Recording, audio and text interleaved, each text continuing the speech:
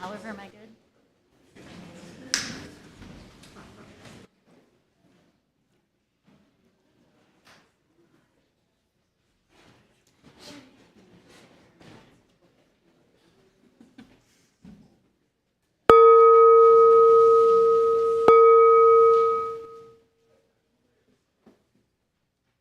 Good morning.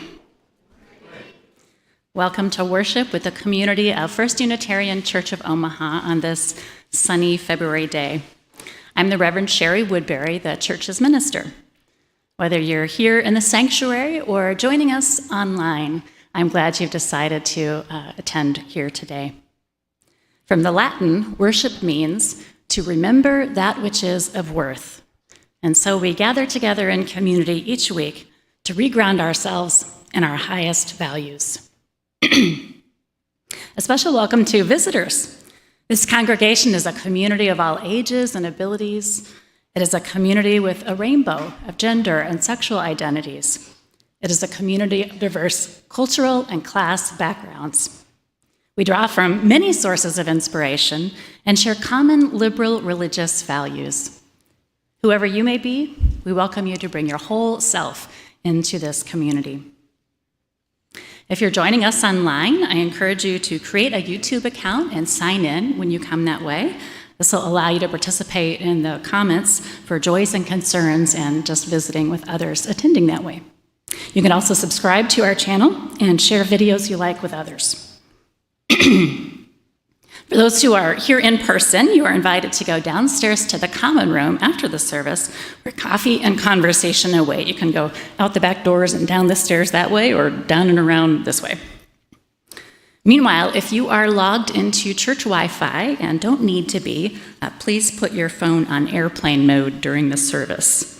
We've actually finished our cabling work, but discovered we probably need a new internet service provider to really fix all of our streaming challenges. I have two announcements for you. Our annual chili cook-off has returned. Hooray! Get ready to consume great meat and vegetarian chilies and vote for the congregation's best chili cooker. Free cornbread is included, and there will be a cash bar. The date is Saturday, February 18th at 6 o'clock downstairs in the common room. For more information and to sign up your chili or to volunteer to help this be a great evening, see Carolyn McNamara at the cook-off table after the service. And let's see, is Carolyn in here? She's wearing a cowboy hat, so she'll be very easy to spot. She's wrangling people for this cook-off. Okay, second announcement. After the service today, first-time guests, regular visitors, and longtime friends who are interested are invited to meet up in the Merit Lounge. It's down this hallway, the room with the couches in the corner, about 15 minutes after the service ends. Our membership coordinator, Melissa, who is one of the greeters out there, is hosting First Steps. This is a monthly drop-in gathering for visitors. So after worship, you can head downstairs, grab a coffee and snack and chat a little bit, and then come back up to the Merit Lounge if you'd like to take part in that group. Participants will get to know each other a bit better and learn more about First Unitarian and the Unitarian Universalist tradition. The meeting is about an hour long. To find out what else is going on this week, you can use the QR code or links in the program or grab a printed e-news in the foyer. Now I invite John Papan to come and share our land acknowledgement for today.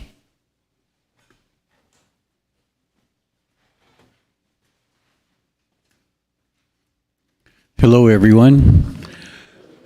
We wanted to acknowledge the land that the church is under, of the tribes of the Oto, the Omaha, and Pawnee tribes of the area. Of course, there were other tribes that came to visit, but these are the primarily three ones that were a part of this area. So we wanted to acknowledge that. And I know that the spirits of the people who lived here definitely appreciate that. So, thank you.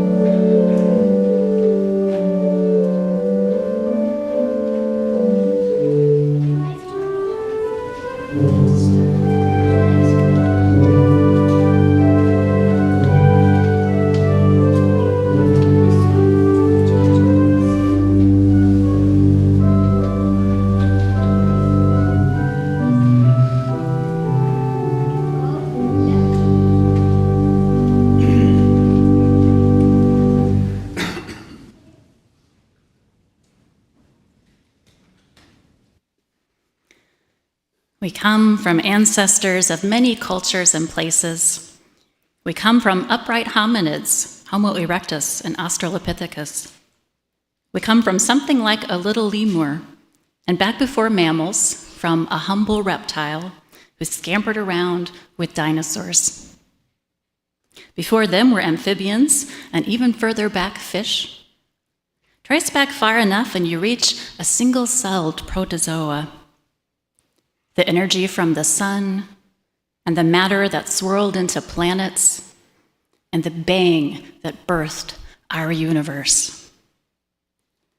Perhaps, if between bangs and collapses, patterns endure in a cosmic consciousness, perhaps we come from the beginning of time, from the divine's first impulse to take form and play.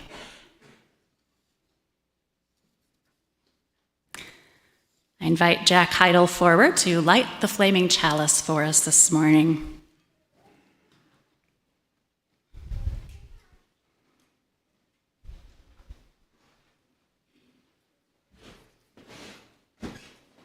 Will you join me in the chalice lighting words?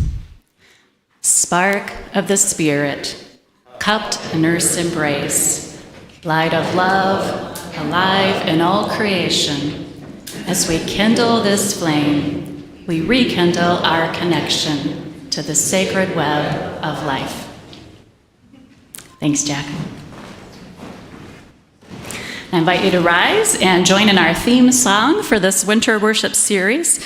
It's number 1003 in the teal hymnal, Where Do We Come From? And William Miller, our choir director and singers, will lead us in doing this as a round. So it's a 4-part round, so you get to choose. We're going to do the whole thing through, but then you get to choose which is your favorite. I'll be 1, Peg will be 2, Connie will be 3, and Marie will be 4. And we'll signal to you as it comes. Where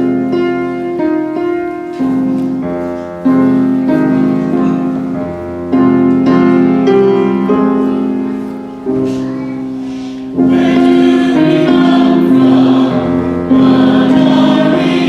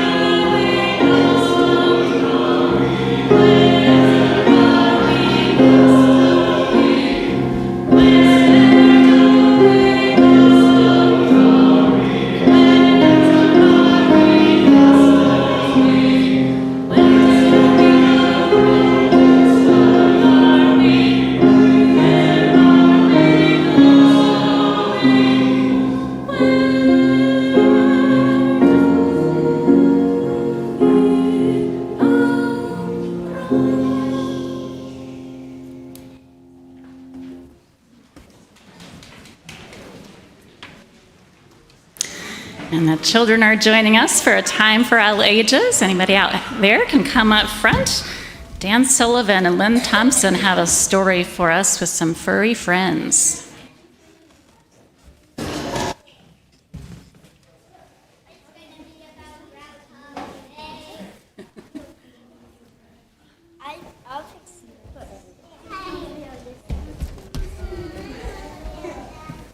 Hello.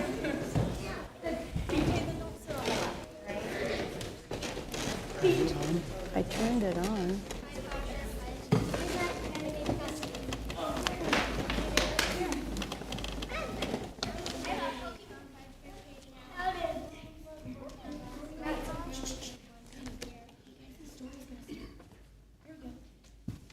Let's drop in on a conversation between Rocky Raccoon and Punxsutawney Phil, the groundhog. Hi, Phil. How was your big day? Oh, Rocky, Groundhog Day was a little disappointing. You know that humans believe that I see my shadow. There will be 6 more weeks of winter. And I did see my shadow, so they're a little disappointed. Humans believe all kinds of silly ideas that they should know better. Some believe they were put here on Earth so they could rule over us and all nature. Some of them believe climate change isn't real, even though their human scientists tell them so. If they only knew. Many of them think that all wild animals are just pests. Why, I dig holes for other animals to hide in and to live in, and I provide drainage for their fields. I even provide food for bobcats and other big predators so they won't eat the humans' pets. Some people don't give us enough credit. Well, I remember when my cowboy friend was mending fence on the range and he lost his favorite Bible. He was really upset. But when I found it and brought it to him 3 weeks later, he shouted, "Glory be, it's a miracle." And I said, "Don't be silly, your name was right inside the front cover." That just shows you that some humans can be arrogant. They believe the earth was put here just for them, and they have little regard for creatures like us. At least we can take some comfort in the belief that if they do ruin the planet for themselves, the planet will survive. I don't know about us, though. It sure is getting harder. One of my jobs is to eat the insects that were once so plentiful. But in the last 50 years, while the human population has tripled, the number of insects has dropped by 75%. Now they can't even do their job to pollinate the humans' food, so they provide me a meal. And I'm so hungry, I have to live upstairs in an old man's attic. I have to come downstairs at night, open the refrigerator, and help myself to the leftovers. Doesn't he believe something is wrong? No, he believes on the cat, and the cat likes the attention. Most people don't respect us raccoons. My brother Bill teamed up with that cowboy, and they had a good time together until the last night they went out partying. They went to a bar and started with root beer and peanuts. By midnight, they were having root beer floats. Finally, the bartender yelled, "Last call," and the cowboy said, "One more round for me and my buddy." Bill and the cowboy down the root beers, and Bill fell over asleep. The cowboy just put on his coat and started to walk out, and the bartender yelled, "Hey, you can't leave that lion there." And the cowboy just said, "That's no lion, that's just a sleepy raccoon." You know, some humans are really trying hard to help the environment. They even try to help protect us. And some write songs about us like the Beatles did. Oh, yes. Rocky Raccoon fell back in his room, only to find Gideon's Bible. Gideon checked out and left it, no doubt, to help with poor Rocky's revival. Still, I'm sorry you saw your shadow. That's okay, Rocky, thank you. 6 more weeks of winter. Oh. But that was in Pennsylvania. And here in Omaha, we can expect normal temperatures for the next month.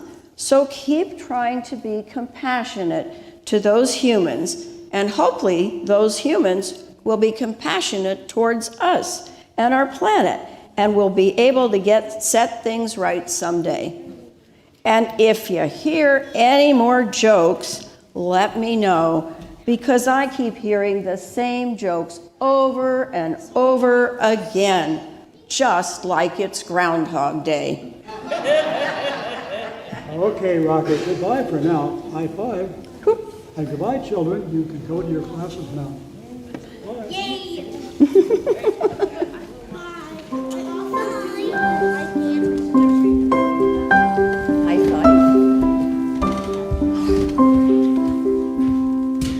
Go now in peace, go now in peace.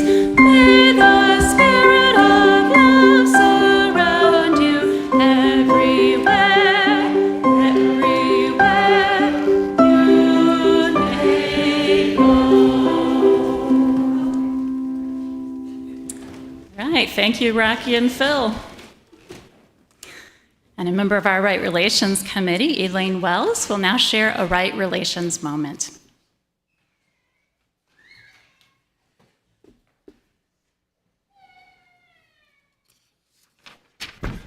Good morning, everyone. Stay in my nice, warm, cozy bed or brave the outdoors where the temperature and wind chill is 2 below zero. It's a tough choice, and it's tempting to stay in bed on Sunday mornings, but we Unitarians attend church in large part for belonging and community. So our congregation has made a covenant. Here it is in part.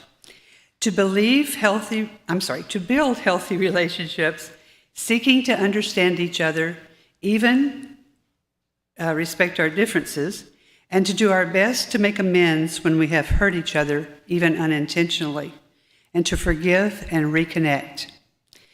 That's easier said than done, for sure, and we need useful skills and attitudes to reach those lofty goals. Flexibility is one of the most important.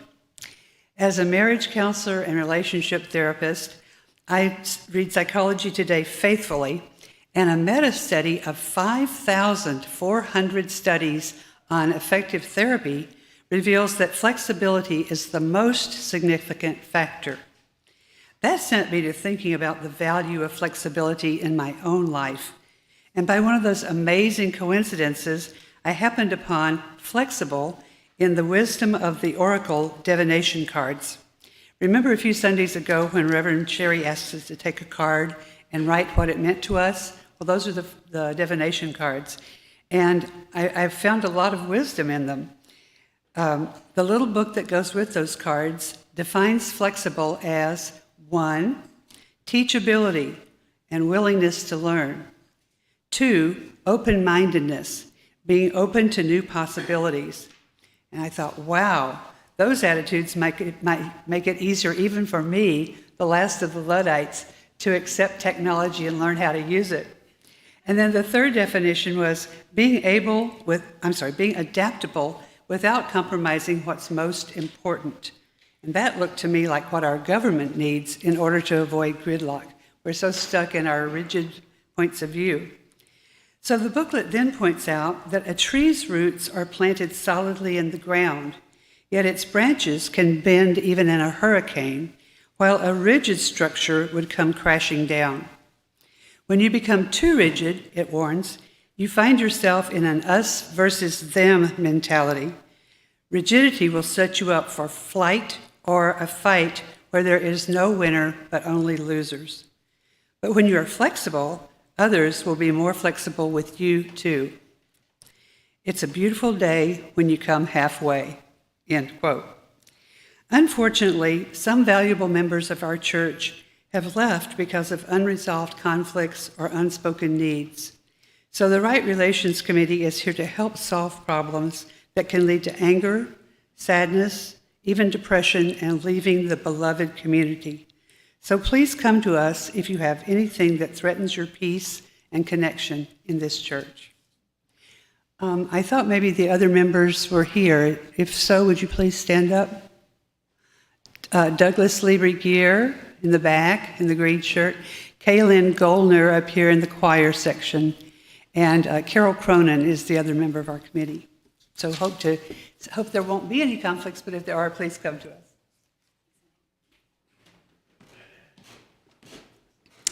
Each week, we practice the spiritual virtue of generosity by taking up a community offering. Half of the loose currency in the offering plate is donated to a local cause which resonates with UU values. If you're online or prefer to give with your smartphone, you can use the QR code or link provided.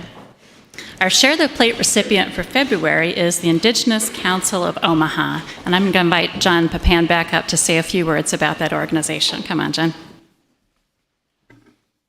Make way if you would.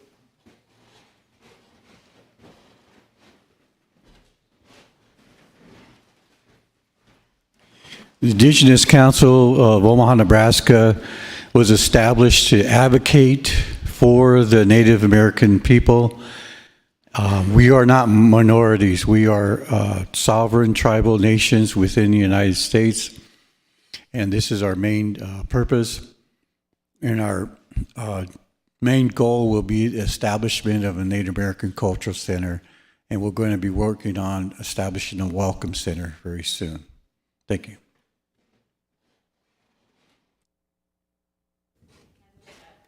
Joys and concerns can also be put in the offering basket on a yellow card if you want something shared after this, and those online can put them in the chat. And we receive a gift of music gratefully from the sanctuary singers here, building on that Time for All Ages about winter coming.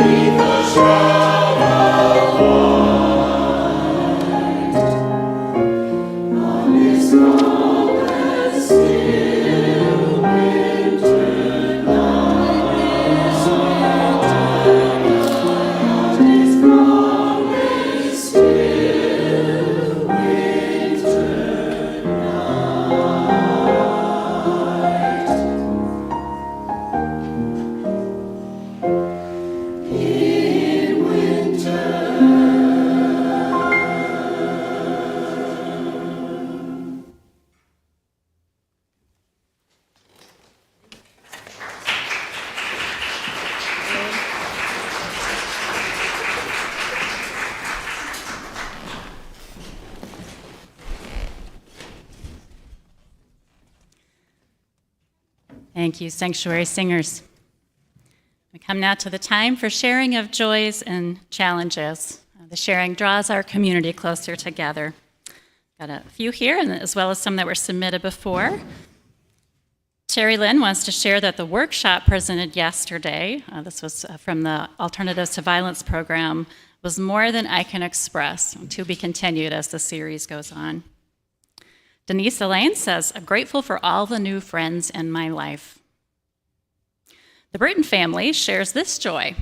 In January, Ava was selected for show choir and inducted into the Tri-M Music Honor Society at Mars Middle School. We're so proud of her. Go Ava. From Taylor and Jessica Eamon, we're so thankful for all of the meals, rides, gift cards, and support we have received since Taylor's heart surgery. It's been so incredibly helpful as we navigate the recovery process and try to keep some normalcy for our kids. Thanks to all of you who have reached out and helped the Eamons. Deborah Burton from our caring team passes on this note.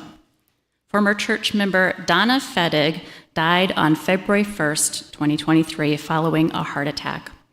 There will be a memorial service for her on Saturday the 18th at 2 p.m. at Heafy Hoffman Dwar Cutler Mortuary. We'll have the address in the Joys and Concerns e-blast. Donna and her husband Lee were active in the church in years past. And this joy from Sarah Voss. Wave your hand out there if you would, Sarah. She is excited to have a new article called Mathaphor as a Literary Tool online in the Journal of Humanistic Mathematics.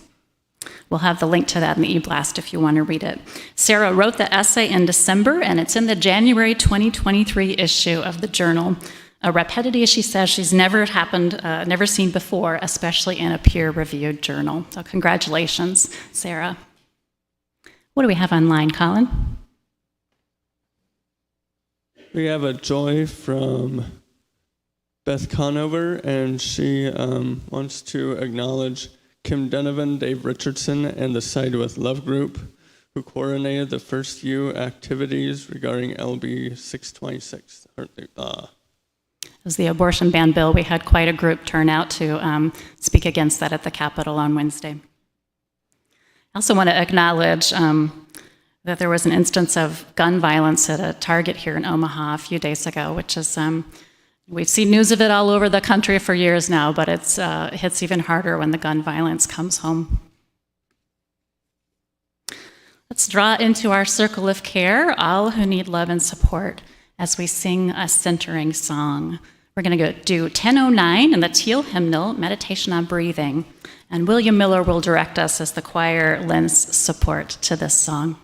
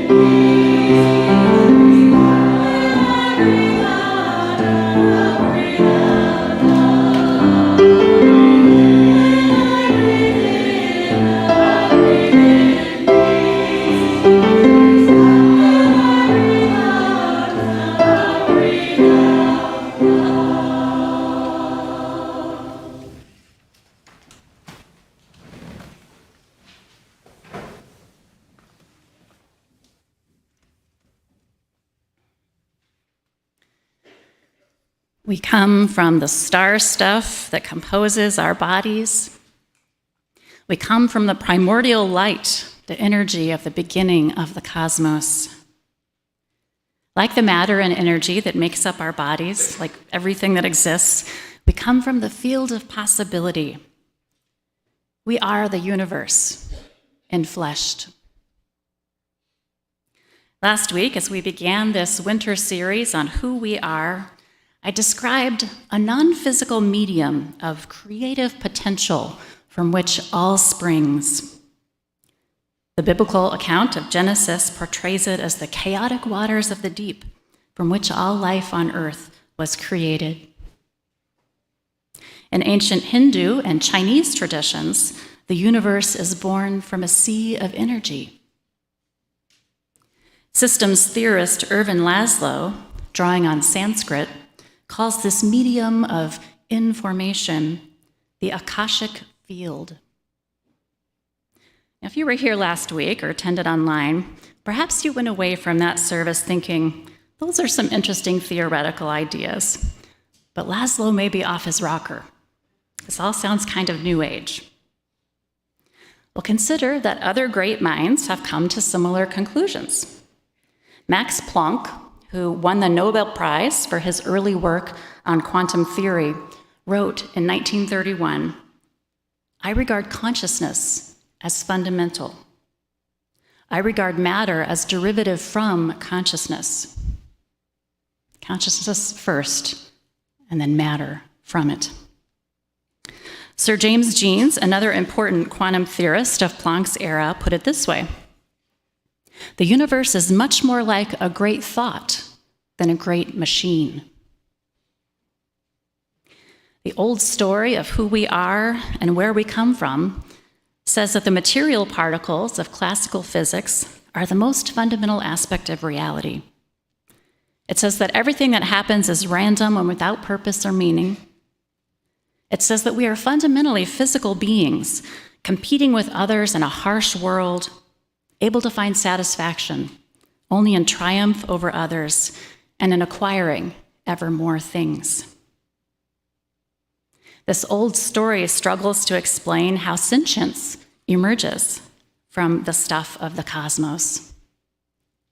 It also could not make sense of how physical units of reality are entangled, such that once in contact, whether atoms or larger units, even if they are later nowhere near each other physically, a change in any of the parts instantly produces a change in all the others. Well, through cosmology and quantum physics, last week we began to explore a new, bigger story that is emerging. One that solves puzzles like quantum entanglement that stumped the old story. The core idea of this new story is that everything is deeply interconnected. That's not a puzzle. It's a defining feature of reality. And that interconnection comes about through an information field that underlies all matter, or a kind of cosmic consciousness, as Max Planck referred to it. Some people might even call that Brahman, or spirit, or God. Well, this morning, we will pick up the thread of the new story as we come down to Earth scale, creature scale.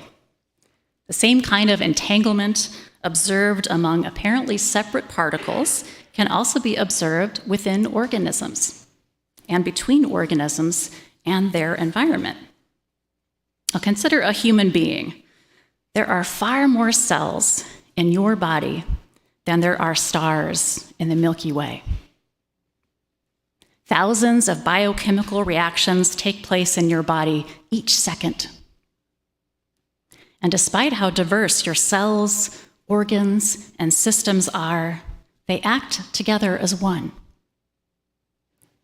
The coherence or interconnectedness of a living organism like you or me, or your dog or cat, is phenomenal. Laszlo notes, it goes beyond the coherence of a biochemical system.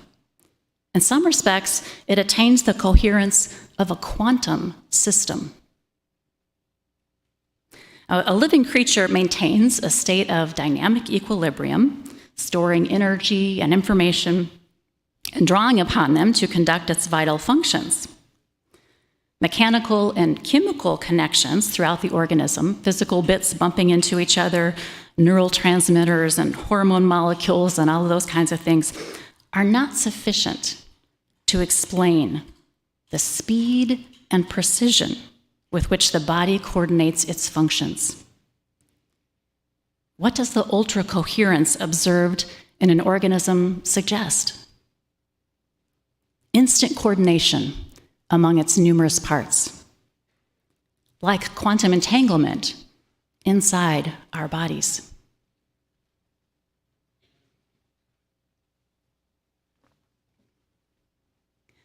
Mei-Wan Ho, an experimental biophysicist, likens the behavior of parts within an organism to a good jazz band. Every player responds immediately and spontaneously to the improvisation of the others, he explains. The beat is continuous, certain rhythms recur, but there's also endless variation in this music of the organism that remains always a coordinated ensemble, even as the improvisation goes on and on. In Laszlo's integral theory of everything, this remarkable biological coherence has the same explanation as the non-local coherence of quantum physics. That explanation, again, is an information field that underlies matter, or consciousness, if you prefer Planck's term. This non-physical field makes possible instant communication, connection, and coordination within the constituent parts all throughout an organism. Across you, across me, across Fido or Spot. This pattern also applies when we move from the scale of parts within one organism to whole organisms as part of an ecosystem. It's widely accepted that plants and animals adapt to their environments, including the other organisms that live there in complex interrelationships, as genes that enable them to survive are passed on to their offspring. We all learned about that in school, right? Interestingly, Darwin thought the genome, the instructions passed down through generations through DNA, were isolated. But this turns out not to be the case. Pioneering geneticist Barbara McClintock theorized about this decades ago. Her colleagues didn't understand her ideas, and she worked alone, something of an outlier. It happens that she studied the genes of corn.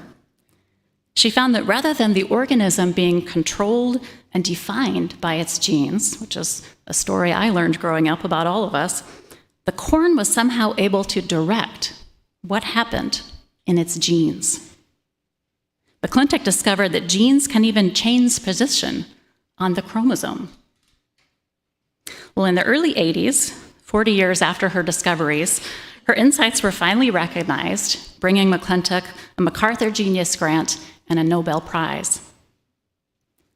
The burgeoning field of epigenetics has since uncovered various ways that genes can be turned on or off based on what happens to the organism, what it is exposed to in its environment.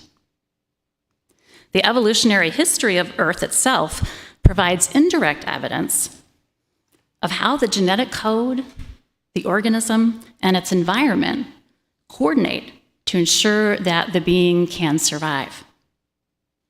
A plant or animal can even produce offspring that can survive and thrive under conditions that the parent would not have survived. Contemporary theoreticians in the life sciences, like Marco Bischoff, emphasize a penetrating, fundamental interconnectedness as the story that the frontiers of the life sciences are telling. Bischoff writes, "Quantum mechanics has established the primacy of the inseparable whole. The basis of the new biophysics must be the insight into the fundamental interconnectedness within the organism, as well as between organisms, and that of the organism with the environment." So this essential interconnectedness of all things, rooted in a non-material field that one can call information or quantum consciousness, this is the core of the new story of reality. It's part of the story that many wisdom traditions tell too. We are all related, as our Lakota neighbors to the north might put it. Some of us may also feel an intuitive recognition of truth about these ideas, that matter arises out of consciousness, not the other way around, and that all things and beings are deeply interconnected, even when we cannot see the connections directly. So, old wisdom, new science, and perhaps even your own gut or intuitive mind may tell you that these things are true. Yet in our culture, which remains so steeped in the old scientific materialism, it still seems heretical, almost like a secret, an open secret, perhaps. I invite you to sit with this secret of a consciousness-based, deeply interconnected reality as we listen to another gift of music from the Sanctuary Singers.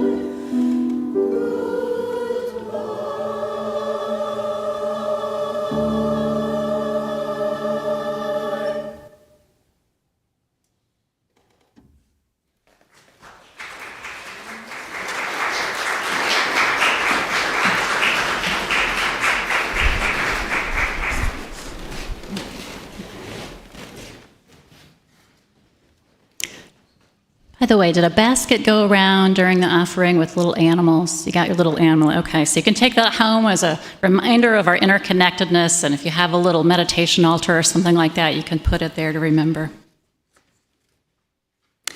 So here we are, star stuff encased in skin and skull, powered by energy from the beginning of the universe. Each one of us a galaxy of instantly cooperating cells, adapted to live on this planet with its flora and fauna. So adaptable, in fact, that we have spread over every continent except Antarctica without need of further physiological evolution. Socially and culturally, we humans appear to have developed a level of complexity far beyond that of other creatures that we know of. Our interdependence upon one another as human beings is deep in the most practical of ways. If I had to understand how everything works that I use, I would not get anywhere in the day.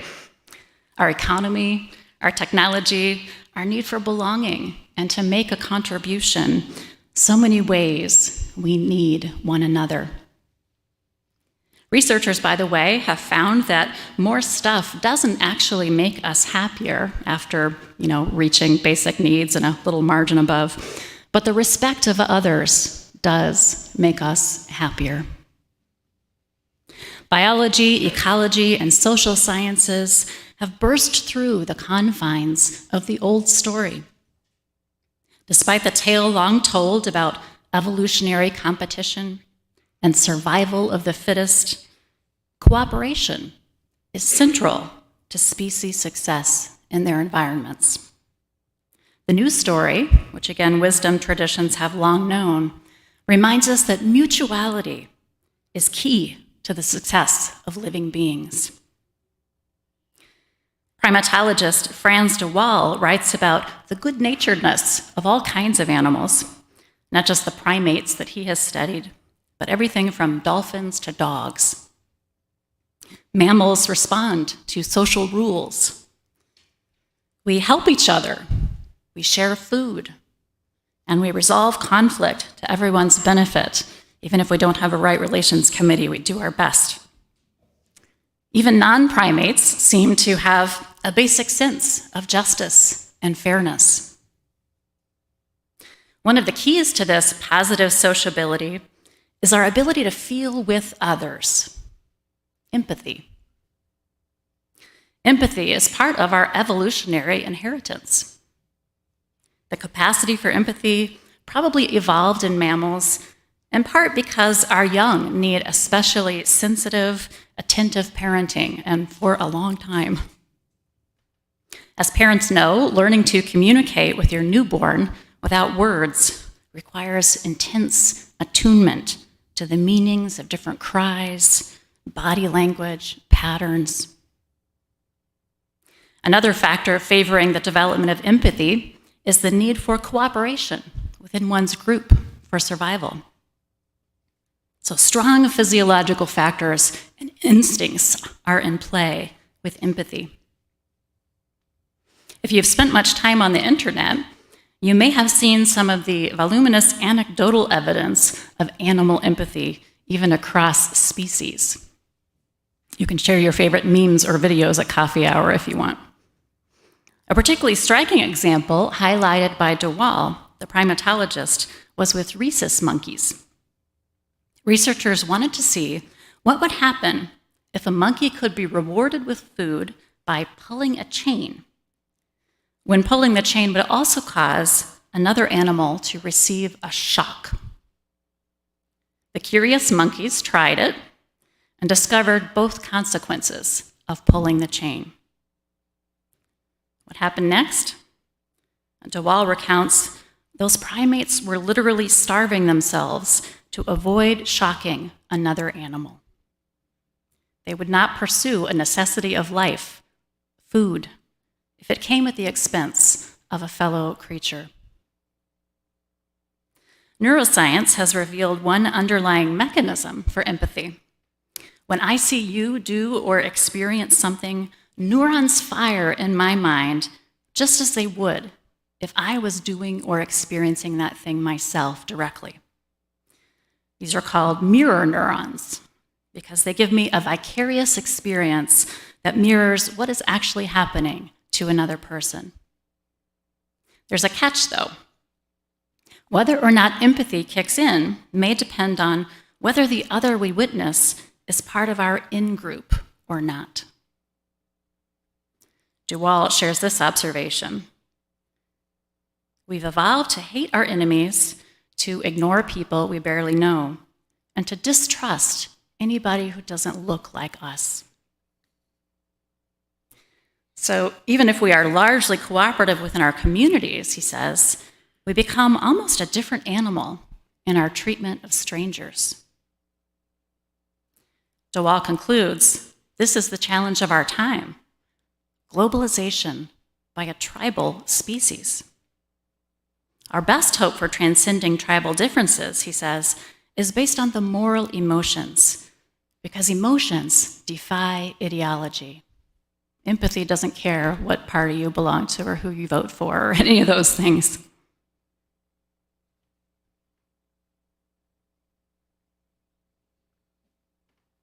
Culture and spiritual traditions can help by teaching people to extend their empathy beyond their family, their religious or cultural group, their nation, beyond even our own species.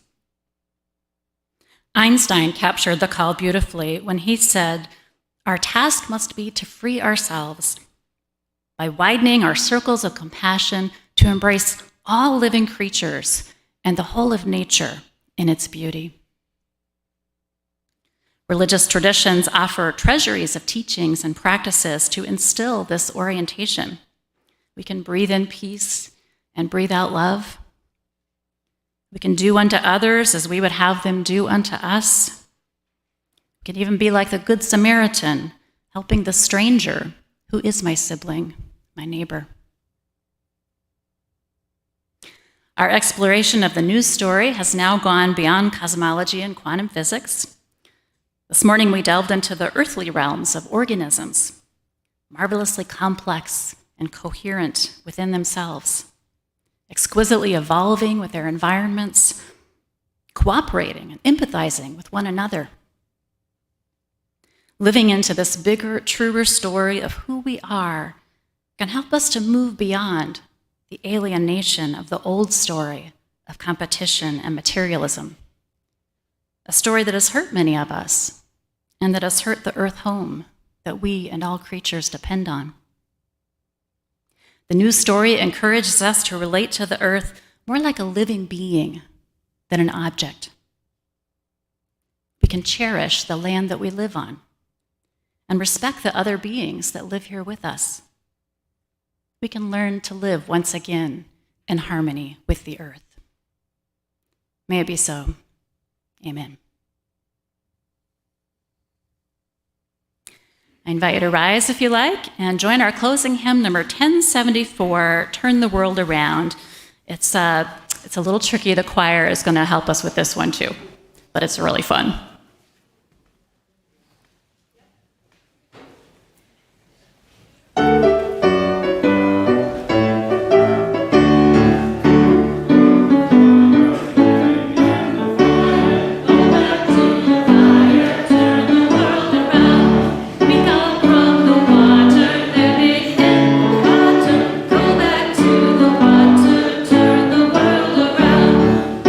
From the mountains, moving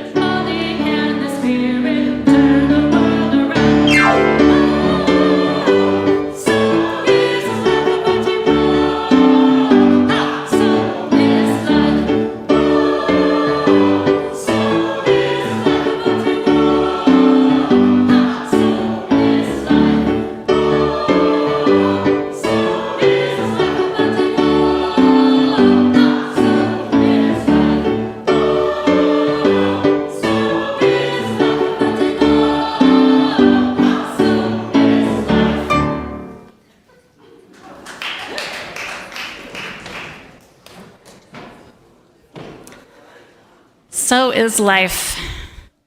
Interconnected from the fire of the beginning to the mountains of our earth to the waters that gave life birth. Do we know who we are? Let us remember that we are marvelous galaxies of organisms living in interdependence with our earth home, complete only in care and cooperation with each other. Let us remember that we are truly of the Spirit, and let us live accordingly. Amen.